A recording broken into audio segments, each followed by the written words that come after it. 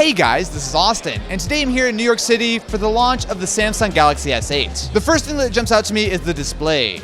So Samsung already had a curved edge on the S6 as well as the S7, but here with the S8, they've really pared down the top and bottom of the bezels. On the bottom, instead of having standard physical keys with a fingerprint sensor, instead you now have Android soft keys. Now that's not exactly anything new, most Android phones have already been doing this for quite a while, but what is kind of interesting is that the home button actually has some taptic feedback. So when you press it, you actually feel the phone vibrate, a little bit like Force Touch. Up top, everything has been crammed into the tiny bezels. So not only do you have an upgraded front-facing camera, but you also have all of the sensors up here, including the new iris scanner. Now this was originally launched with the Galaxy Note 7, and we all know how well that went, but it is a nice additional feature to be able to use not only iris scanning, but as well as facial recognition to be able to unlock your phone.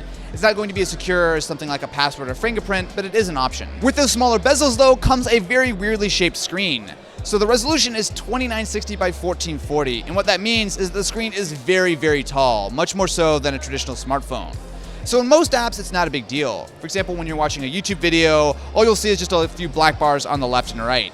But I think some apps are still going to need to be updated to support this sort of weird screen resolution, and we've seen the same issue with the LG G6. But when you're holding it in the hand, it does give you extra screen real estate. The screens are the big difference between the S8 and the S8 Plus. So the standard model has a 5.8-inch display, where the Plus bumps that up to 6.2. Now these are huge displays, but because they have such small bezels, the phones themselves are actually not that bad.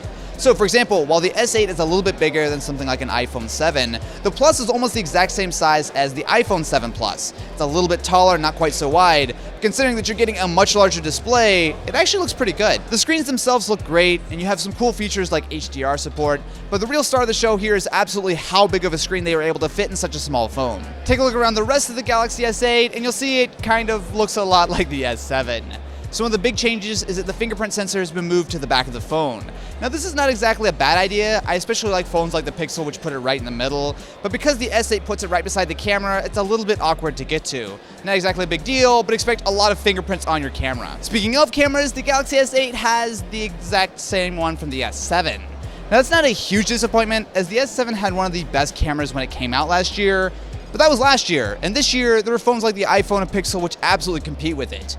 To be fair, Samsung does have some interesting things going on with software this year. So for example, it's constantly taking multiple shots and sort of merging them to create a better shot like the Pixel does. But the fact remains that this is not going to be a huge camera upgrade. And we just got kicked out because we were filming fast when the event was over. But no big deal, because there's more to talk about with the Galaxy S8. One of the big announcements was Bixby. Now this is a virtual assistant very similar to something like Siri or Cortana or especially Google Assistant. What it will do is the standard voice stuff for searching. It has a list of cards for all the different activities you have throughout the day. But what's a little bit more interesting is it has a dedicated Bixby button, which will pull up all of that stuff, but you can also use the camera to scan things. Now of course, like the infamous, hugely popular Amazon Fire Phone, you can use this to scan products and buy them in real time, because you know, that worked out really well last time. Also, I'm kind of salty that they kicked us out. Something a little bit more interesting is DeX. Now this is similar to the Windows Phone Continuum feature in that if you drop the Galaxy S8 on a dock and connect a mouse, keyboard, and monitor, it turns into a computer. Sort of. This essentially is running Android apps and a Windows desktop. So you can think of it as sort of a weird hybrid, I guess. I mean, sure, it's going to be nice to, say, edit a PowerPoint on a display with a mouse and keyboard versus on your phone, but I'm curious to see how many apps are actually really going to take advantage of a bigger screen or even going to be useful there. Powering the Galaxy S8 is either a Snapdragon 835 or Samsung Exynos octa-core processor.